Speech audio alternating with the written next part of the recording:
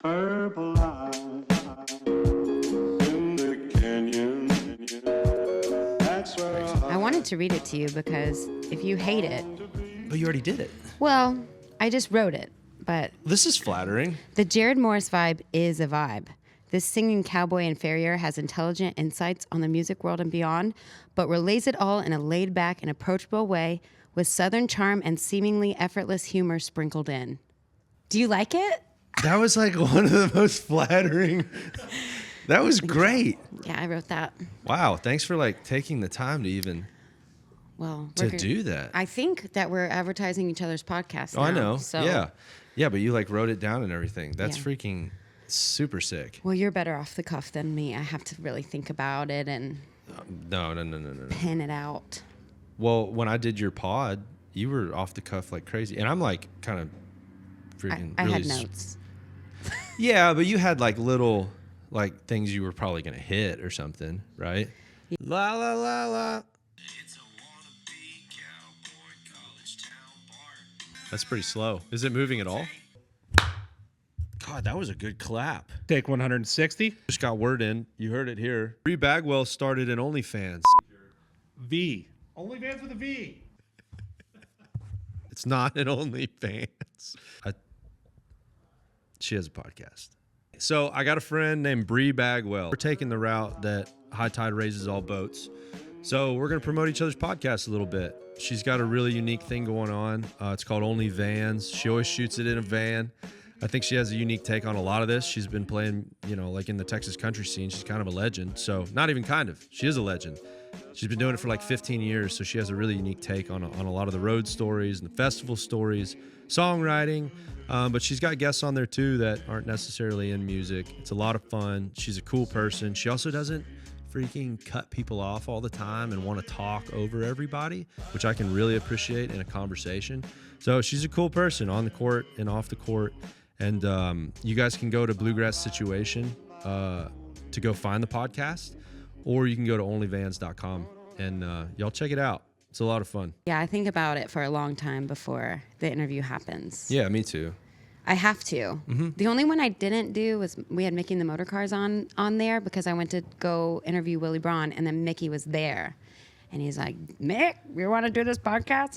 And I was like, I'm not prepared. And it was totally fine because I've known Mickey for 15 years. Yeah, so you were, yeah. It was fine.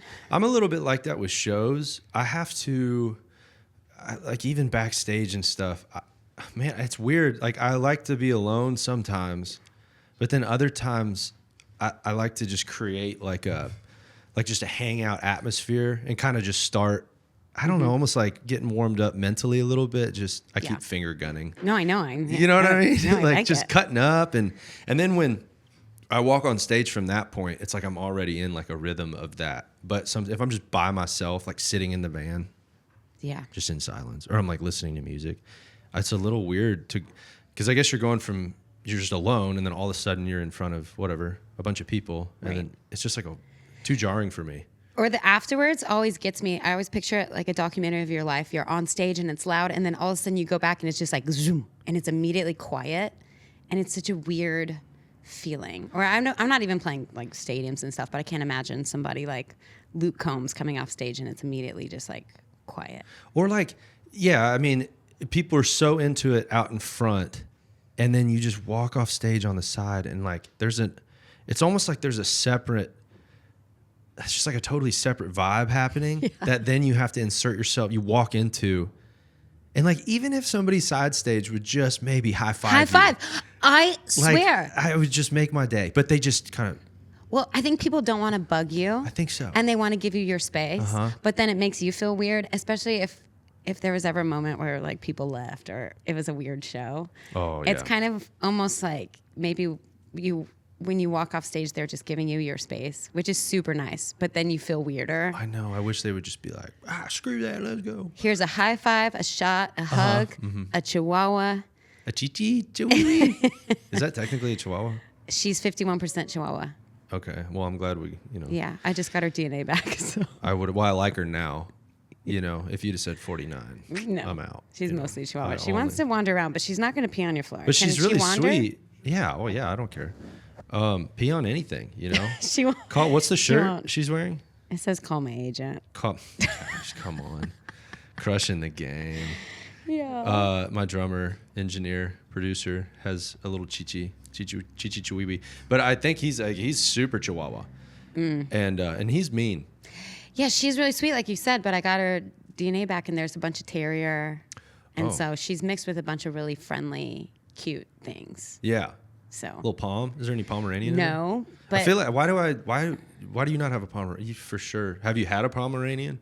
no. So I have always wanted a Pomeranian. Okay. Like, so you're accurate. Yeah, With that. okay, yeah. And I want to carry it around and like a football and like that's all I want to do. But this dog, I found her. So I promised my mom I wouldn't get a dog unless I found one because I got a dog in college like an idiot, and my mom ended up with it.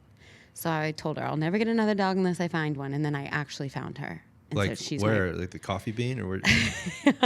I'm like at the in the middle of nowhere, and I was driving, and I said everyone was tired and no one wanted to drive, and I was like, I'll drive. This is a perfect place to look for stray dogs. We were southeast of Austin, and there she was in the middle of the Hold road. on. You said this is a perfect place to look for stray dogs? Yeah. You were looking for them. I was looking for it, and I think I'm super university, and I was dating a total jerk, and then like that dog, I turned the corner and that dog was in the middle of the road, and he hated that dog, and I think like that dog gave me the strength to leave that relationship, and that dog was placed there so I would leave that person, and then obviously eventually find my soulmate. What is university? Like things that happen for a reason, and if you are looking for signs and positivity and you have your mind shaped of, then the universe likes that and kind of puts things in your path to, help you get what you want. And like negativity attracts negativity and positivity attracts positivity, maybe. So does that go into astrology at all? Like, are you into that kind of stuff? Crystals? No, Okay, so it's mainly I've tried, but yeah. it's a little far for me. It might all be bullshit, but it makes you a more positive person if you're framed that way. Absolutely. And I notice that when I don't write in my gratitude journal for a long time, I'm kind of negative Nancy. And when I do, like, it's just, I'm a better person for it. I thought there was somebody I heard talking about. There's a certain part of your. I'm gonna butcher this too, by the way. But there's like Welcome to the club. There's a certain part of your brain that when you complain, it's the same part of your brain that you utilize when you're like thankful for something. So it's like it's a binary option within your brain. Wow. And so if you, oh gosh, I bet it's just not true, and it's probably just some crazy pseudoscience. But I don't know. I heard some really smart person talking about that. So it's like you can make an active choice if you are thankful. It doesn't leave your brain opportunity to be, not even like in a theoretical way, like in a scientific way. It doesn't give your brain the opportunity to be negative. Right. I don't go quite as far. I don't go as far as like you can like speak it into the universe and then it's gonna happen, because that starts to get like we're like casting spells now. What is happening? Yeah. And a little narcissistic. Like the universe works for me. Like I control it. Yeah. Totally. I'm with you on that. But there's been some really strange things that have happened that, not that I think that I control it, but I think that I love the idea that the universe and the world wants you to be successful and pursue your true passion, and it will help you do that if you are being a good person and trying to be positive and looking for the beauty in the world instead of. And I think what's the Willie Nelson? They were like, "How did you live so long?" He said, "I just stopped thinking negative thoughts. It didn't serve me." Like he said some. I probably butchered that. It was something like that, and I spend so much time worrying and calculating money, and I'm not saying I'm good at it, and I'm work at being better at it, but I do notice when I'm actively trying to think positively that I'm happier and less stressed out and sleeping better and stuff. Yeah. Well, yeah, stress for sure gets to you. Yeah, the positive mindset is elusive at times. I really do think it's almost like an activity that you have to make a decision. I'm gonna spend some time to like be thankful. Right. Because I mean, if we wake up like in America, there's a real good chance we've got it better than probably the majority of the world. The stuff we have to worry about Right. is absolutely nothing in the grand scheme of things. Oh my God, my internet is out it's only uploading at this many gigabytes or whatever. I really observed it when I had a show in Hobbs, New Mexico. So I was flying from here to Hobbs, got a connecting flight in Houston, and I missed my connecting flight. And it was like a whole thing. Like, it was ridiculous how I missed it. Like, it wasn't my fault. The gate lady was insane. And so whatever, I went up to the front. Like, nobody was helpful. It was really weird. I actually handled it. I didn't like lose my temper or anything, but I could feel myself like getting anxious. Like what we're talking, and this is on the heels of I had just driven through Wyoming on like it was on the Oregon Trail. So we stopped at this thing called Independence Rock, where all the old settlers, they would write their names on this rock, right? I know what you're talking about. Really? Mm-hmm. And so in the little museum thing, we're like reading about it, and most of the women died in childbirth, or like they died of cholera from like Dysentery. bad water. Yeah, right. Just insane. And the only thing that they were traveling, the only thing sustaining them was just hope.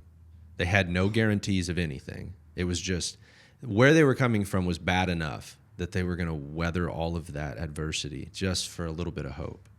Where they were going could have been worse. They didn't know, but they just knew where they were at was that bad. And so I'm on this flight, and I can't contain myself because I'm like, well, what am I? Now I got to get a different flight. Now I got to fly into Midland, rent a car, drive up to Hobbs. I'm like, well, but what if I can't get a hold of the rental car companies right now? I'm going to get in at midnight. What if they're not open? I can't get a car. How am I like? Then I got to change my flight back. And so, but I just booked the flight, and I ended up just like having a cocktail and sitting there. I met this super dope guy on the flight who's a photographer.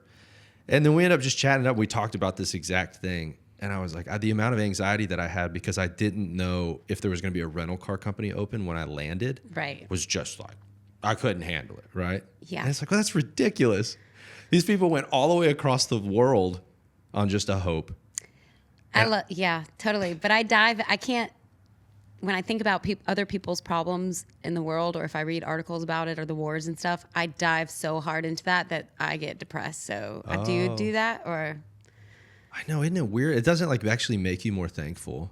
Oh no, it makes me like, we need to go to this village and help these people. What are we doing? And how come this is happening? And how is life so unfair at the exact same moment across the world? And there's the kids and the animals across the world. I can't, it's too much for me. But I mean, my mom said when I found out about the Holocaust when I was younger, that I locked myself in my room and like didn't come out because I was so upset. So I think that's just who I've always been. Yeah, but that's a pretty great attribute.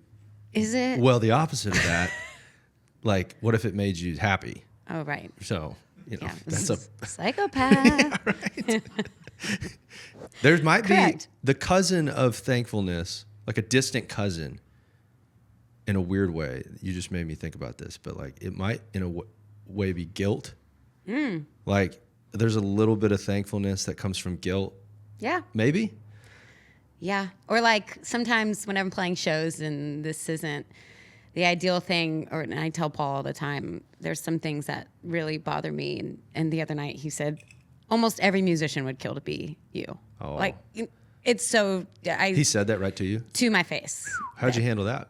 Well, he's usually right, which is frustrating. Yeah, but you didn't tell him that in the moment, did you? I probably did. Oh, wow. Yeah. That's a big move. Yeah.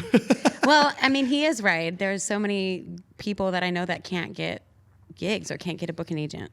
I don't have that problem. So I'm very grateful for that.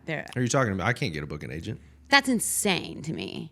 But I mean, I see the shows you're playing and I'm like, well, I can't open for that person. So I think it's all different. See? It's I like, know. it's all just a bunch of BS. And it's shoved in your face every time you open Instagram. Isn't that the truth? It's like, here. Well, I just said this on my year-end thing for my podcast, but it was, Instagram knows how bad I want to play the Opry. And every time I open up my Instagram, which they told me no for now, but I'm gonna get them. But every time I open up my Instagram, it's somebody's Opry debut or Opry recap or Opry, like, how does it know? I mean, What you might be jealous of. Right. It's fascinating. That's crazy because I don't think I'd said it out loud before I started noticing. I mean, I'm sure I did maybe, but That is weird. I know. I'm gonna have to pay more attention to that because maybe I wonder if there's stuff that I'm just getting fed that. Right. That's fascinating. Yeah, staying in your own lane is tough, especially with, social media right now. Like before the internet, I have a feeling that people were maybe a little bit more collaborative. Because you could theoretically be out on the road and be playing shows with whoever, right? You guys have good shows. You're detached from the industry to a degree because you're just out on the road playing. Right. So it's maybe a little bit more pure. You guys are just playing music together. Hey, you want to cut this song? You want to come up and sing this one with me? It's not like this real-time feedback of how it went down. And then also, if you're at the show with somebody, today we know, like, if somebody just started to pop off on TikTok last week, and it changes the dynamic when you're around them, as opposed to before that. They were just hanging out together as, like, buddies, right? They didn't know that he was going to have a #1 song. Like, they didn't know that yet. Right. Or we were just with Hudson Westbrook was opening for Wilder Blue in Midland, and he, he made it a point to say, like, something along the lines of, I feel a little guilty. I've only been doing this for this long. Oh, yeah. And it was like, no, it's fine, because we all wish it could have been like that for us. But he's aware of it, and kind of, he didn't say that to me. He said it to Zane. I didn't get to talk to him, but it was interesting because we're like, oh, don't feel bad for that. Yeah. But he's aware of it, and we're aware of it. Like, everybody's aware of it. Well, that's good. He's aware of it, because, like, hopefully that makes him, I guess, understand that there's some stuff he needs to learn or should learn. Like I had a podcast with Cody West, and we were talking about this exact thing about, like, being thankful for having to actually grind at it a little bit, because you get a lot of perspective, and there's so many intangibles that people don't consider. When a label signs you, like, well, how do you lead a band? Like, how do you hire a band? Like, how do you know this is a good drummer? How do you know this is a bad drummer? How do you design merch? How do you sell merch? Like, how do you understand the deal sheet at the end of the night? How do you know how your voice reacts when you drove all night and somebody got you drunk the night before, and you still got to get up there and sing? Like, those are all things that you have to be. What a little booty. She's stuck on your cord. No, I totally agree with that. And I'm so glad that the first time I got too drunk on stage wasn't in front of an arena of people. Right. And I won't do that ever again. Yeah. And putting together a show, or transitions, or building a show. And I mean, I thought he did a great job. I was really impressed with him and his band. So, maybe you figure it out quicker, but I wasn't the person to figure out. I mean, I think any situation, and this isn't him, but I remember seeing someone online where their ear pack went out, and they just had a total meltdown, because it's like their ear pack's never gone out, and they're in front of a ton of people, and they don't know how to handle that. I think almost anything can go wrong on stage. And now I've played 1,000 shows. Like, I can almost handle any situation. Sure. Except I got like a tickle cough in Pennsylvania, and I'd been on the road 3 weeks straight. I did 22 shows in October, like almost in a row. And I got a tickle cough on stage. 22 in 1 month. In a row? Almost. There's like a couple days off in between. Oh my goodness. No, it was real dumb. I found out how old I was immediately. Oh, well, come on. You could have been 17, and that's still brutal. But I got like a tickle cough, and I couldn't stop it. Yeah. And I started crying on stage and had like a meltdown. But I'd been gone for 3 weeks straight, and I was tired, and I was just worn down, and I felt so embarrassed. I was in Pennsylvania, and Was it a bad show? It was fine, and there was like a whole big table there for me. There was like a decent crowd. It was like, was it after you had a meltdown though? What? Oh no, I stopped and walked off stage. Holy cow! 15 minutes early. Oh well, that's not that bad. And I wasn't headlining. Yeah. But still, I was mortified. Like, I'm still talking about it because I'm so mortified. Because I'm like, there's no situation that could happen that I couldn't handle. That'll be the one person in the comment section. Well, I saw her in Pennsylvania. Listen, in Pennsylvania, she started She coughing. had a teleprompter. I just was like, I'm so sorry, everybody. But I couldn't physically stop it. It was out of my control.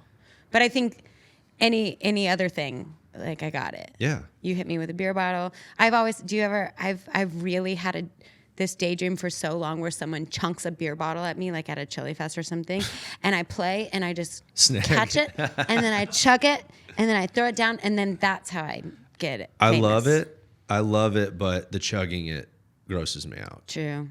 Like, I appreciate the fact. Not a Chili Fest. Well, right, yeah, for sure. Because he probably just threw up some chili or something. Oh, gosh. And then, Sledging through pee all day. What I can appreciate is that you showed him. You showed him what's up. Yeah. In the scenario that you just made. In the, But you might have just caught some things. Yeah. other than a beer bottle. True. You caught more than a beer bottle. Well, now if it happens, I'm going to catch it and pour it out and then throw it down. It might. Okay. What if you called him? I was going to say if you called him up there and then poured made it on him- his head. Oh, But that's pretty like Mean Girls. right. But he did. He just hucked a beer bottle at you. Yeah, and it happens there. Oh, no. So I actually like it because that was insane that he just threw a beer bottle at you. Right. So I like the idea that We're assuming it's a man. We're 100% assuming that it's a man, right? I don't know. There's probably, yeah. I mean, girls are pretty vicious though. Yeah, or if fake Bri Bagwell is out there on social media right now, like 20 new accounts a day, and fake Bri Bagwell is just like causing a ruckus. Like my booking agent just got an email, please tell her to stop messaging my husband. I'm in my 3rd trimester. And so fake Bri Bagwell is talking to a dude with a pregnant wife, and I bet she wants to kill me. So maybe Holy she cow. would be the one who came to the show. I'm like, why is there a pregnant lady Talk at Chili about- Fest? It's her, and she throws the beer bottle. For I mean, sure. See, that could be her. It could be her. Oh my gosh. Talk about the things people don't even think about being in the realm of possibilities. I'm not that famous, and there's 20 new me's a day. Yeah, it's insane. I had a buddy of mine, really close friend, sent me a picture of him wearing one of my hoodies, and it's not a hoodie that I sell. I'm like, why? How? Me? What? My friend sent me a screenshot or a picture of one that she bought, and it said Brianna Bagwell, which is my full name, best ever, with like a heart and a guitar That and one's angel wings. She's like, rough. my shirt came in. I was like, first of all, why would you ever think I would put best ever on my own T-shirt? It's strong. What do you think that says about me? But they go tag your friends and say, please help me, I'm trying to raise money. Oh, And they tag your friends directly. And so she thought she was helping. with the wings on a guitar on a flaming heart. Like, that's not. Stop. Is it the same one? No. Oh my gosh. Fake Jarrod Look at Morris this. is I fake got to Bri show this Bagwell. to you. They're the same people. It's the same people going after us. Actually, we might need to. But No, the money that fake people are making, if we could have the money real, who was it that? like the real money that fake us is. He are sent me this making. last night. Look at this. Let me see. This is the same thing, but mine's even better with what mine said. I don't know if mine's better. Best ever. Mine's less pretentious, but ridiculous. Like Oh my gosh, it's the same thing. it's the same thing. Musician. It just says musician. It says Jarrod Morris, musician. They're so bad that That's they're the same good. one. It's the It's the Les Paul same. with the wings, of Yeah. of 12 fortnights. I don't know. What amazes me is that they actually got the product, right? Like that's amazing. Yeah, they Oh, didn't rip them off. Like they were provide. Oh There my it is. heavens! Best ever. This is so funny. Yeah. All right, that's what our post needs to be. We're linking up to do some collab merch. I'm sending it to Steve right now. Man, that is so funny. Bri Holy Bagwell cow. with Jarrod Morris, best podcast ever. Best podcast ever. Two musicians. Musician. Incredible. Two musicians. But don't buy merch off Facebook, everybody. Like, it is smart people who do it. Okay, let me tell you this. If anyone was gonna buy the merch for me that belongs to somebody else, that's actually somebody else doing it, it would have been this guy. But he's got one of the most beautiful hearts of all time, so he was really trying to support me. A guitar heart with wings now. And then he, yeah, it actually kind of, isn't it a little bit like, Is that what you think of me? yeah, you think I would do that? Yeah. Like I feel like we try so hard. I pay a designer that I love that gets my stuff really right. And I wait 6 weeks to get on his books to design my merch because it's important to me that I have a good looking merch, and I don't get to have very much of it. So I take a lot of pride in it. And are you kidding me? It's the same thing as when people tell you, oh, you sound just like so-and-so. You remind me of so-and-so. And you're like, are you freaking kidding me? Yeah. That's what I remind you of. You should do a show with so-and-so. You guys are exactly alike. I'm like, oh my gosh. My aunt, my sweet aunt, she was like, I got an idea, call me.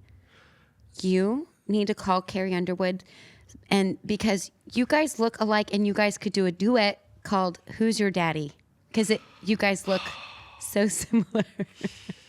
That's the same. Is that the same? Is your aunt the same person that like any person that talks about putting on like a music festival or like, hey, at Joe's Hole in the Wall bar, we're going to start doing music. Who do you guys want to hear? And the first comment's like, George Strait. And the venue holds like 75 people.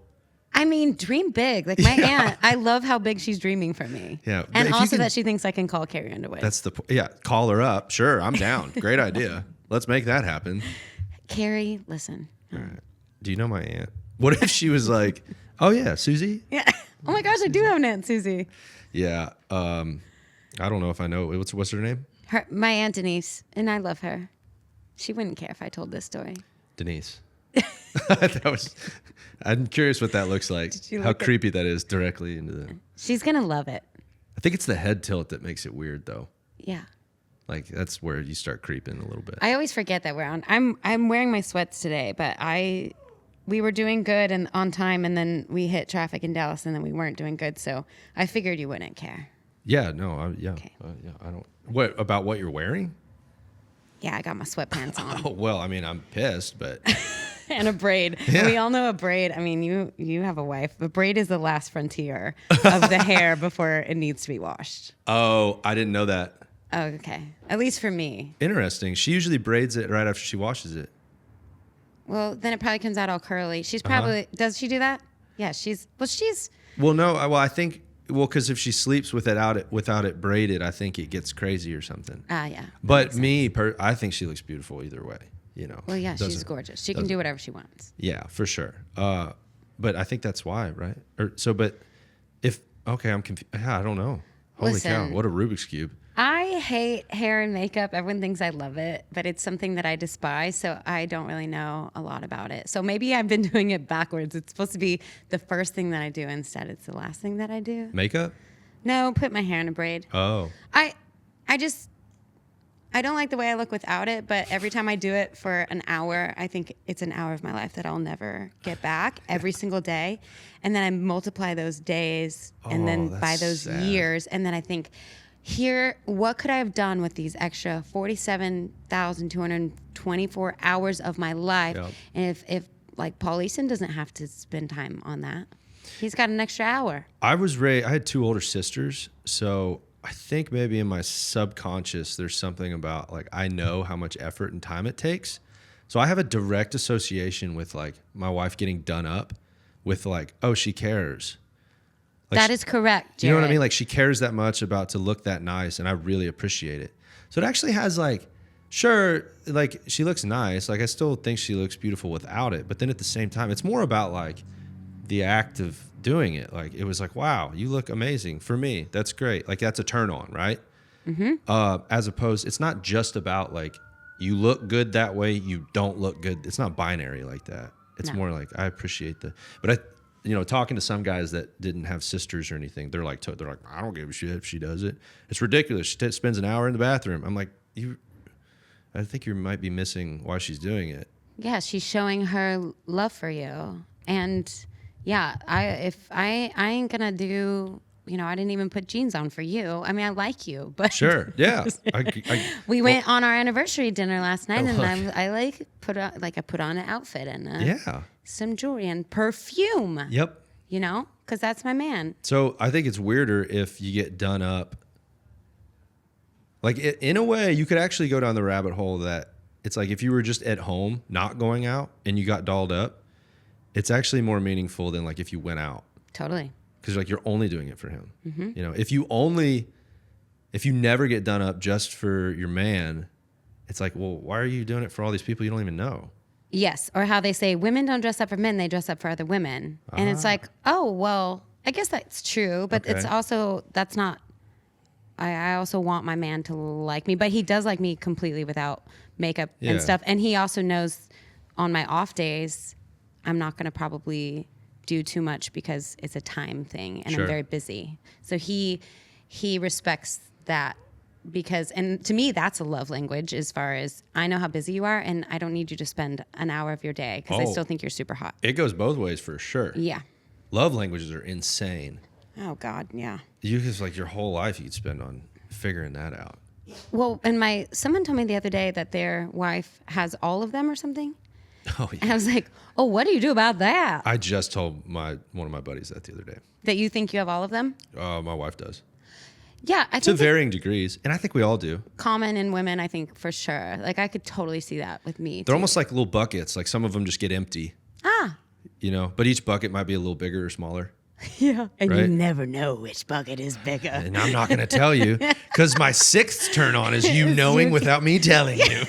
Nice. That's 100. That's a That woman is right there. women in a nutshell. You're Six- welcome. Yep. Women have 6 love languages. Guys have 5. That's true. The sixth one is The you sixth one figuring it out. is you. That's true, and I get it. I get it. I want you to do this, but I don't want to have to tell you. You Yeah. schlub. And then when I tell you, then you're gonna say, "Well, no, I'm only doing this because you told me to." And then, but it's like, I thought you would like it. Yeah, right. You told me you would like it. Well, It's- not when you do it like that. it's so hard. I'm talking like I got it all figured out. I do. They're not even remotely close.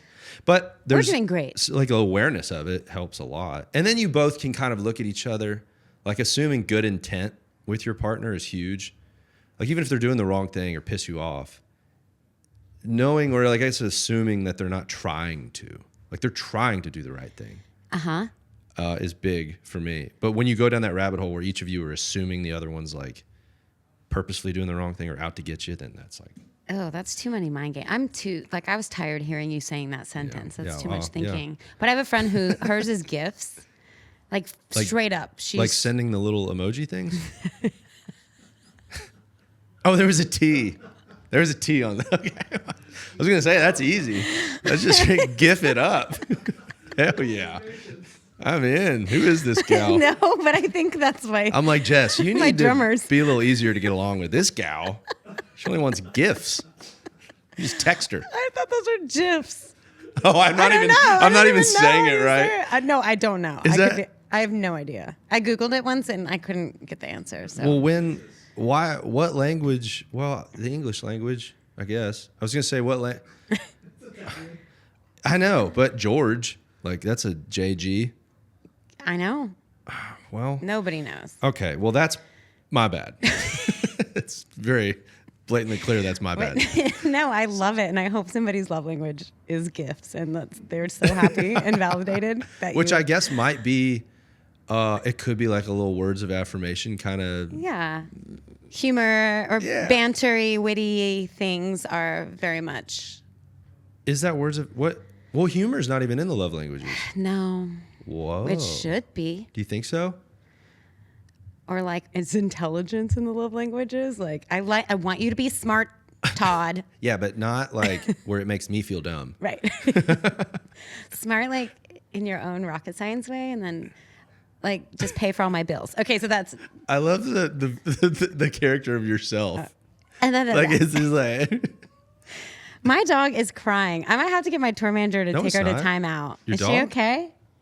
Why is she crying? She's being psychopath. is she really crying? I thought that was a siren. Maybe I might have. Do you mind? Sorry, this is tour Or we can just manager go take. We duties. can go take her right now. No, Oh. she's fine. If she starts crying more, just take her to the RV. Is and that walk in her the? there. That's in the employment contract. Oh yeah, my You have to pee chi-chis. yes, my guitar player. We were trying to hire a new bass player, and he's like, "Oh, you basically just have to cuddle with a dog and play the right notes most of the time, and you're fine." And I was like, "Great, We're adding love languages for sure. take my dog TT." Well, Paul is holding her today. Oh my goodness. yeah. Oh, that's her pick me up pose. It looks like it's not, but it is. She's Oh my goodness. yeah. Paul was holding her today, and my heart was exploding. Like he picked her up on his own free will, and like they like each other. That might be. That's a thing too, though, where it's like, we'll love my dog, but not if the dog starts to get more affection than me. Then we're not. This isn't okay.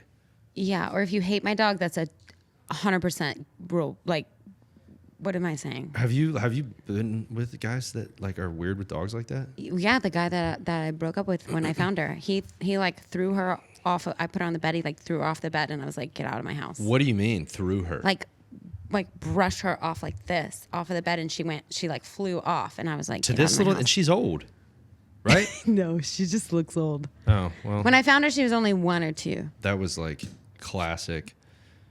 Oh my gosh, how long you been pregnant? She's a little chunky too, but Oh. I think she's 7. So now. what was this guy's name? What I would actually love to say, if I had finished this Yeah, whiskey, yeah, I would you be would've like, let it rip. here's his name, here's his email, here's his phone number. Please leave a comment and a negative review on his Yelp page. that's Thank like you very much. diabolical. That's not cool. Oh, That's he was the weird. worst. I get it if the dog's bad. Like, well, I would never even really discipline anybody else's dog unless it bit me. Oh yeah, I'm you out can't on let that. that slide. Or Yeah. if people don't want their dogs to jump on you and they're like, tell them no. I'll Totally. like that's, Yeah. but that's where I draw the line. Otherwise, I'm going to kiss him right on the mouth. Okay. Look, only at Chili Fest. All right. The only place. You guys were talking about Chili Fest on Dale's podcast when I was I've never listening. been. I think that it's improved so much. Like I've played it a bunch, and I used to live in College Station. I'm and only it's- referring to it. I don't know anything about it. No, it's always been amazing. Don't get me wrong, Chili Fest. I want to play there, but I have played there. But I remember in the early days, it was so popular that like the porta potties couldn't keep up, and I remember like there was like Was that they the were one overflowing. Was that the one when they had Zach Bryan or whatever? No, this was a long time ago when I Oh. lived there, over 10 years ago. Oh, so it's been popping for a long time. Oh yeah, it's awesome. I played there probably 10 years ago, and I love. It's an amazing festival, but they've done a really good job of growing because I think it got so popular that they were like, oh my gosh, unprepared a little bit. Yeah, it's doing the festival thing is gnarly. And I it can't takes- imagine. Takes a lot of time to grow it the right way, and you can step in with a lot of money and get a bunch of huge acts, but sustaining that. And they're also dealing with like pretty much only college Yeah. people, so that's not like I'm wearing my Outlaws and Legends. Like that's a little bit of an older crowd. I mean, their festival is so different because you're dealing with college kids. And it's gotten worse with phones and stuff. Everything can be picked up and reported on, so security's turned into a nightmare. Yeah. It's really gnarly. I know everybody says it, but it's really gnarly to think about a lot of the stuff that would be on camera from when I was younger. I was I'm right so at the glad. cusp of like we're right on the edge of having everything online. Me too. I'm so thankful that it didn't happen. It would have been weird, real weird. College, like having Snapchat in college, that would have been so bad. Or I mean, let's call a spade, like Tinder. Like, I mean, come on. Like, I was a freaking disaster. So it's like, yeah, was not a cool dude. So yeah, it would have been a nightmare with that. And then how that warps your mind. Jeez. The grass is always greener. Oh you my can gosh. just swipe. I mean, my girlfriends, I have so many single girlfriends, and they don't even try to date because it's so awful out there right now. I mean, In we're what- really lucky that we have people. In what way? Like awful, like the guys are just goofy and awful. The guys are, I think they know that they can get on an app and go find the next thing. You might have to So take there's her, just actually. no She's being crazy. There's just no loyalty. Or they're not as invested in finding forever because, well, they can just have fun for right now. And then as soon as it gets a little bit tedious, they can just get on there and find literally unlimited other options. Can they? No, they think they can. Okay. And then they end up an empty shell of a person and 50 years old and still single and sad. But at least when they had to go to the bar, get dressed up, go deal with the rejection face to face, talk to people, they maybe learned some other life skills in that process. I don't think their final goal has changed. Like as a dude, it's like they're just trying to hook up with people. Yeah. But maybe the difference is like pre-Tinder. Tinder's like you don't have to really deal with the rejection. You didn't actually have to approach her. You didn't actually have to like put yourself out there, talk to 10 of them, learn how to talk to them better, right? Right. You just swiped. Back in the day, it's like they actually learned some life skills. Like, oh, you're an idiot. Like, get better at talking. Like, you smell bad. Like, you know what I mean? So You have X's on your hands, sir. That's what happened to me in College Station. I was like, oh no, are you hitting on me? You have X's on your hands. Absolutely not. Yeah, but I'm is that 28 kind of years old. Is that kind of flattering? I don't know. I think he was probably like, oh, this is a woman in her late 20s living in College Station. She's probably Okay. desperate or something. I Oh, don't know. Or wow. like looking to. I think you might have read a little too much into that one. The guy's like, no, I just thought she was kind of hot. I wish, right? Yeah, right. I wish we could have, right when you said that, we had his face like in that moment. And he's just like, he's drunk and he's like, I thought she was hot, man. And you're like, oh, well, I just Yeah, I think it was also me being really self-conscious living there and not fitting in there. So I was probably reading way too much into that. But anyway, the Tinder thing, I'm glad we didn't have it either. The first thing that I think about is when people break up and they get so sad. They're, with the girls group text, they're like, oh my gosh, my ex is on Tinder, and they get so sad. Yeah. So to me, it's almost like more of a screw you, I'm on a dating app now kind of thing. And that's like going through 2 heartbreaks. That would have been so sad. Yeah, it would have been rare that you walked into a restaurant and seen your ex with somebody new. That's a real thing that you would have to then like learn how to like, okay.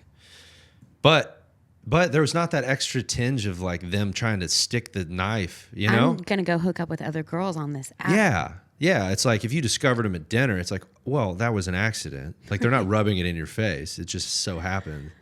Yeah. Yeah. That's like a whole other layer of, and they say like depression and like with kids and stuff, it's all, not to mention just sitting there and swiping. Like those companies that help develop that stuff, they like built slot machines and stuff. Really? Yeah. I believe it because my mom, back in the day, she used to be like, I can't get to the bottom of my, because she used to like to see until she got back to where she stopped. Whoa.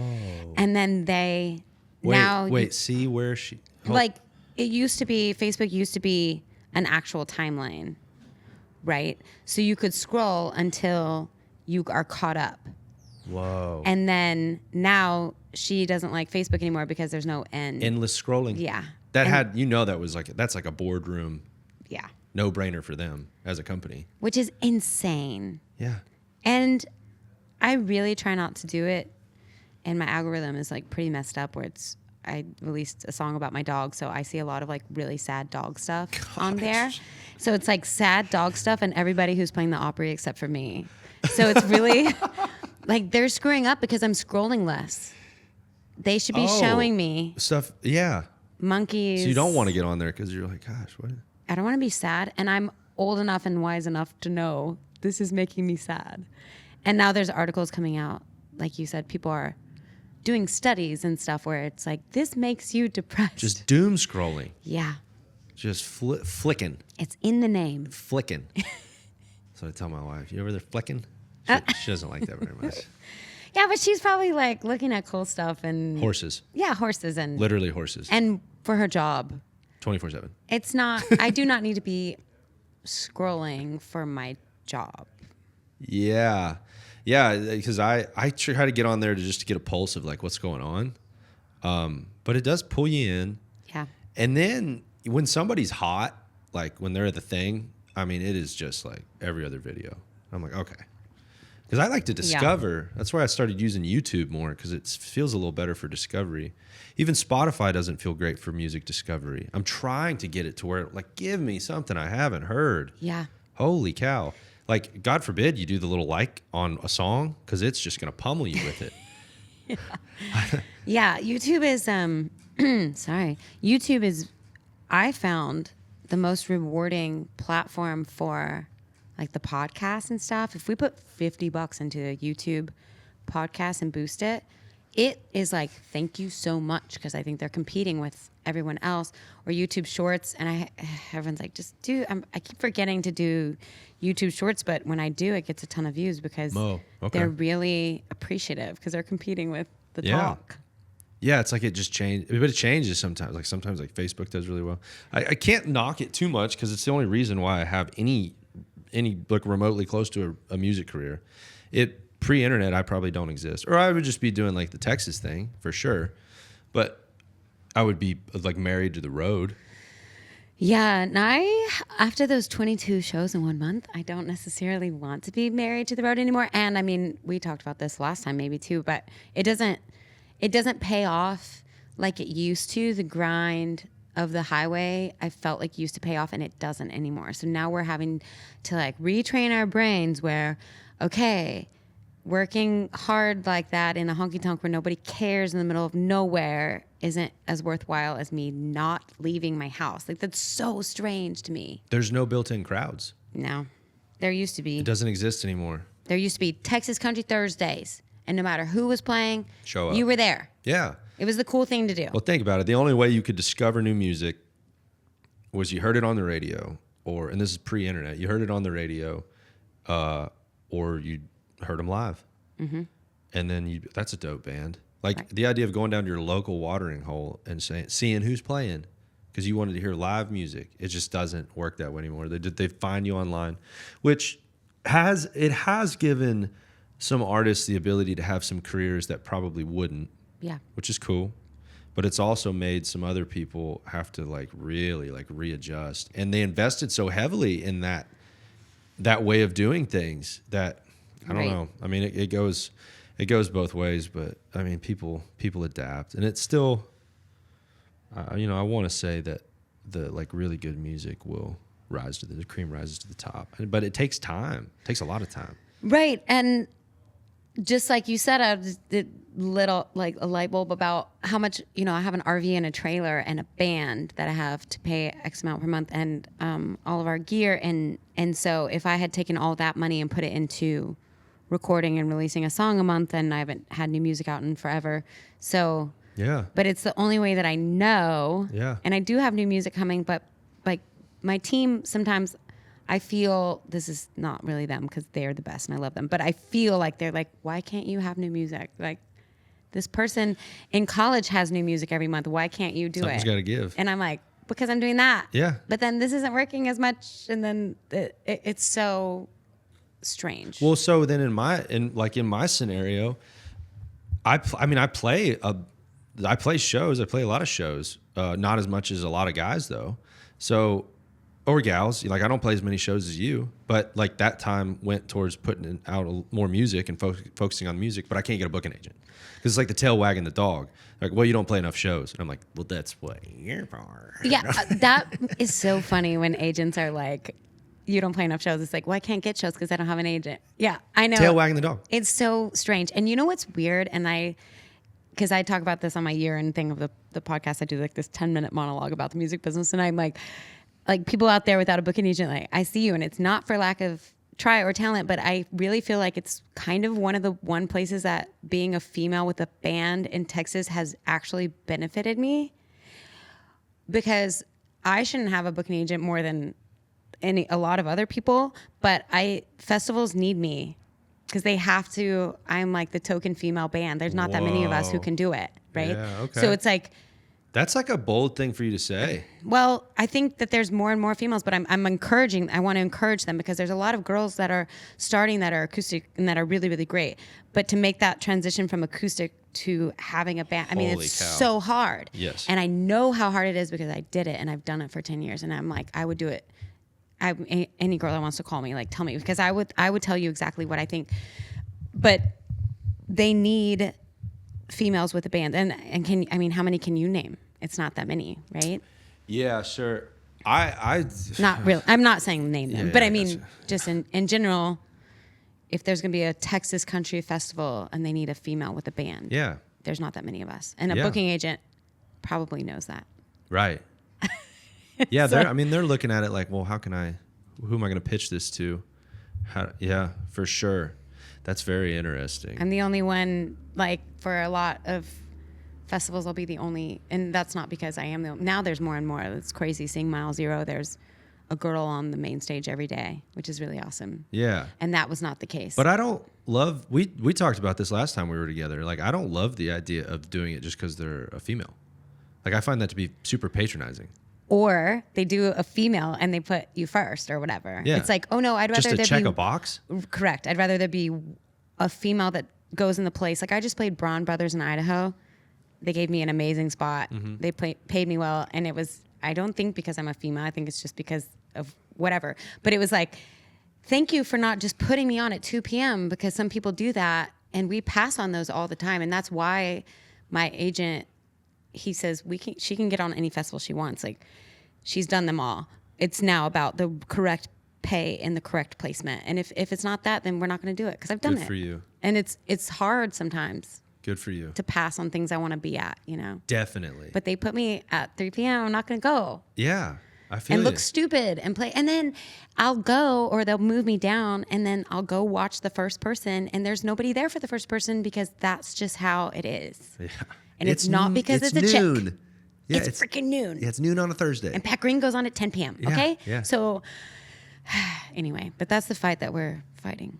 Yeah, well, I had a lady backstage one time that she was whatever. It was at my show too. I don't even know, whatever. She started talking to me about like we need more women in this stuff, and they need more opportunity. And I was like, yeah, like cool. And she's like, no, but like we need to make it a point to.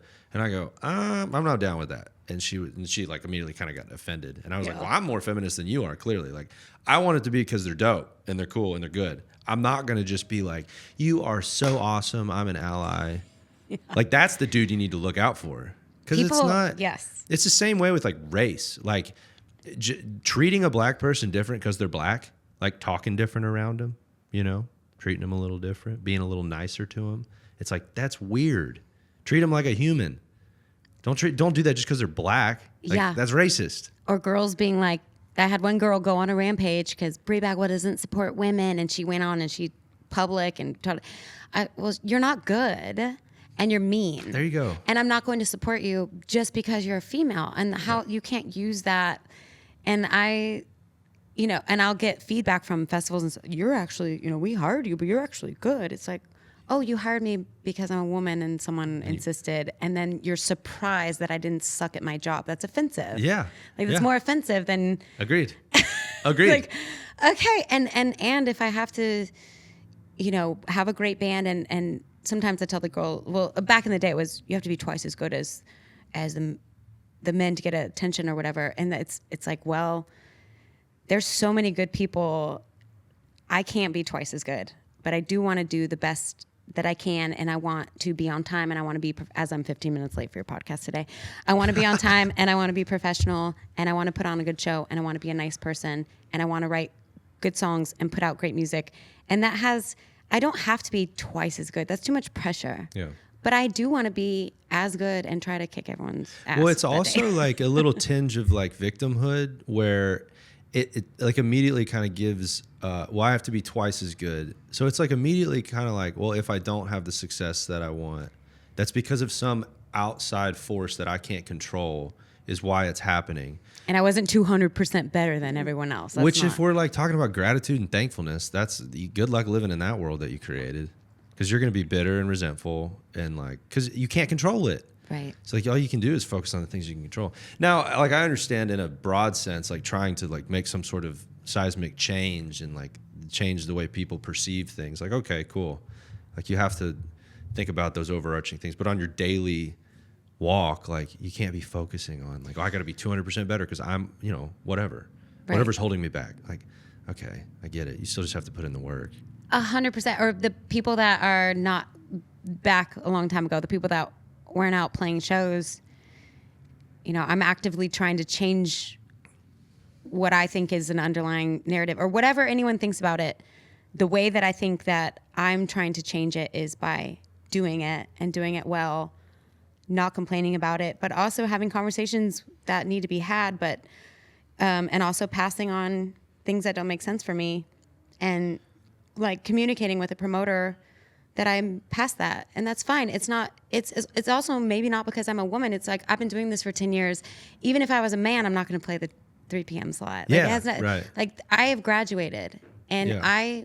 I have to act like I have graduated because I have, and I have to enact that change. And if I move the needle for women a little bit in the scene, which I think that I have, then I consider that successful. And now I just make it about putting on the best shows I can, selling the most tickets that I can, and having a great band and a great time and playing the gigs that I want to play. Yeah.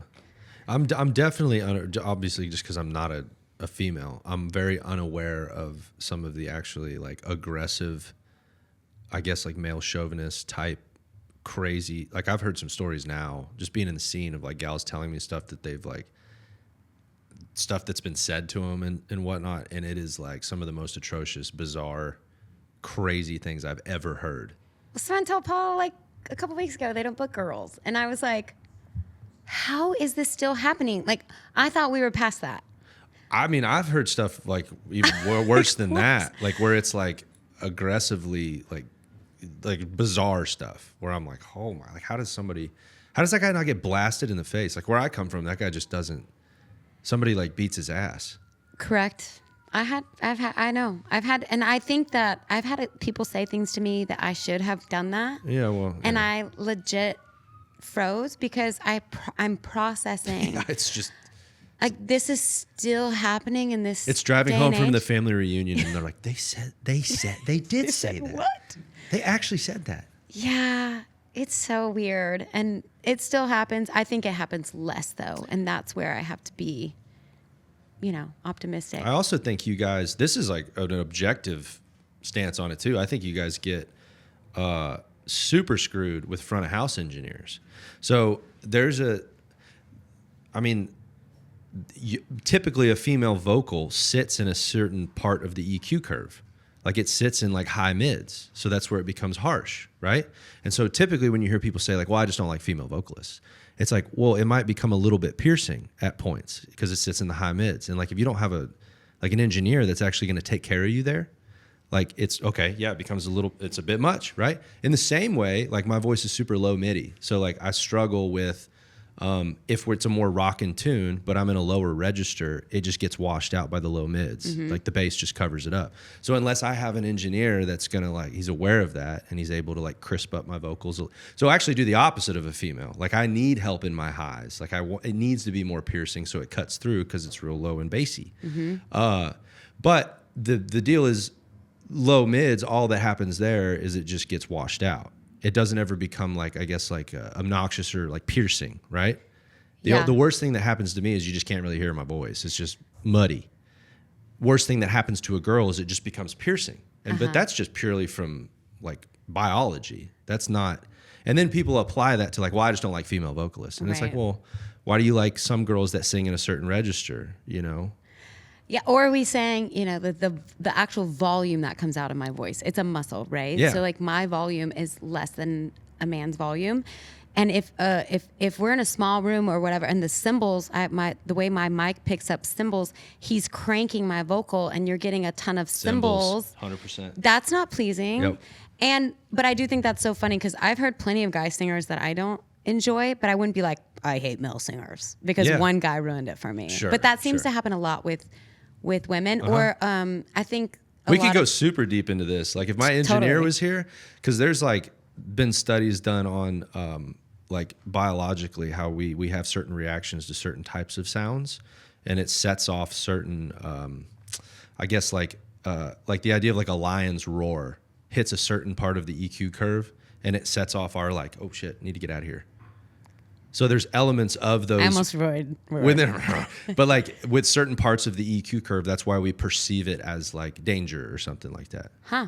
So like if I were to, because I actually find it, like I listen to a ton of female artists, but I'm like super into, like I just discovered this gal named Nikki that is like this. Nikki Lane? No. Well, I do love Nikki Lane. Yeah, me too. Jackpot.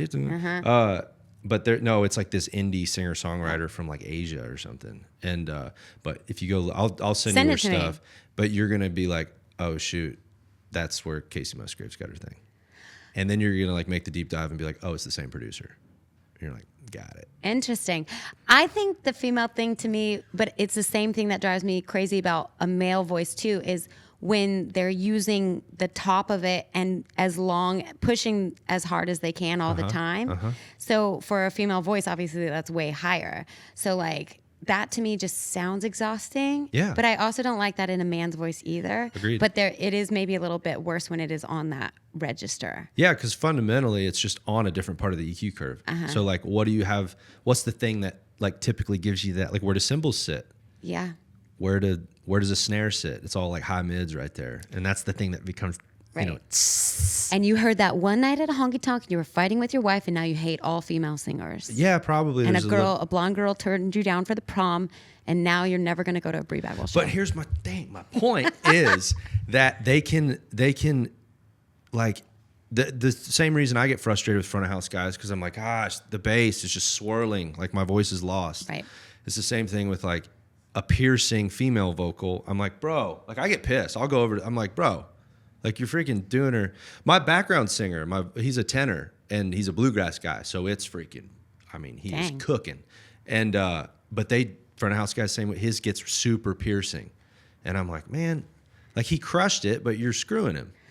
Right. And it's so I don't have the money right now to travel around with my own front of house guy. So I'm kind of depending. And there's nothing worse than getting off stage and being like, we couldn't hear your words or whatever. Yeah. And that's so frustrating. And then the audience, you kind of have to explain to them every night, like, hey, I don't have my own guy.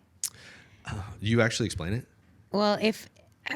or like after the fact, maybe. If like, someone's like, I couldn't hear your words, or it's like, I would love to travel. Even if I could, though, I can't find, there's not people that want to go on the road anymore. Like finding a sound guy in this day and age, I don't even know where they come from. Agreed. If you're out there. Because I kind of want one. Yeah. And we're maybe looking to add to our team, but I don't even know where to look anymore. Yeah. And I used to have a list of people on my phone who'd want to go on the road. Sure. COVID, we never got back. It is weird. It is weird. But we're grinding. We're blah, blah. We're grinding. We're just drinking whiskey and grinding it out. See you later. I have a show later. It's going to be fine. I don't understand why they can't understand me when I sing. Yeah, listen, Azul, Texas. Paul Eason's going to sing you a few songs. He's here for a reason. He's been drinking beer in the cigar lounge I over know, there. next door. He's crushing the game. My boyfriend, he's so happy right now. I can tell. Yeah, I'm a huge fan of his too. Oh, me too. Yeah. He's a good man. He's building our house right now with his own. He laid all the floors yesterday, and that's a love language. I know. That's service, right? Acts of service. I mean, I think that's service. It's G-rated acts of service. I'm just kidding. We've had too much whiskey. Sorry, Mom. That was a joke. I need to stop. You got to have the G-rated, though. The G-rated acts of service is it's what gives context to the R-rated acts. It's the only reason you know it's not X-rated is because you have a G-rated. Amazing. See? Did we just solve all the world's problems? See how we dig out of that hole? That's why I need you to always follow up my bad sentences. I can just sit on your podcast directly behind you. It's like Step Brothers, where I'm like, what she meant was... Let me clarify. Actually. Yeah, I really want a mashup of all of the dumb things that I've said on my own podcast.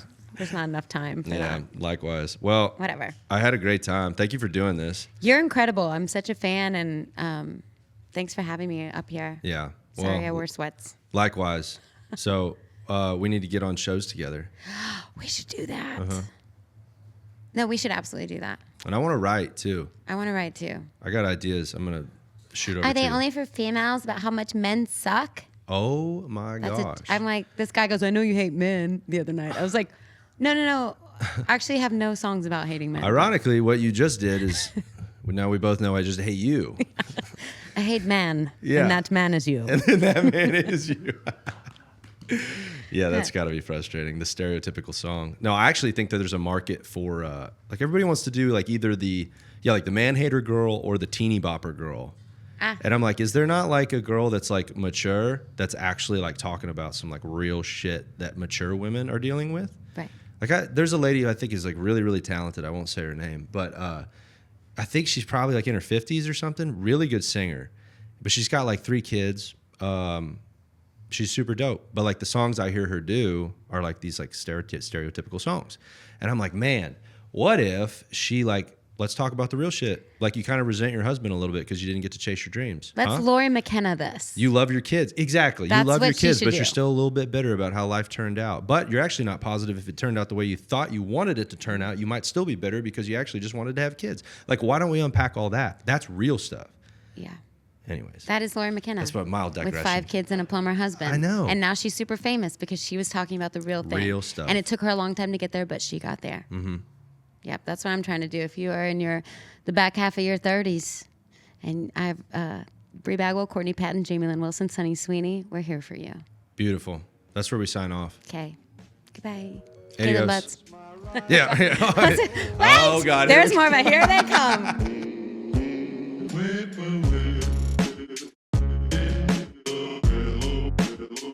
Sing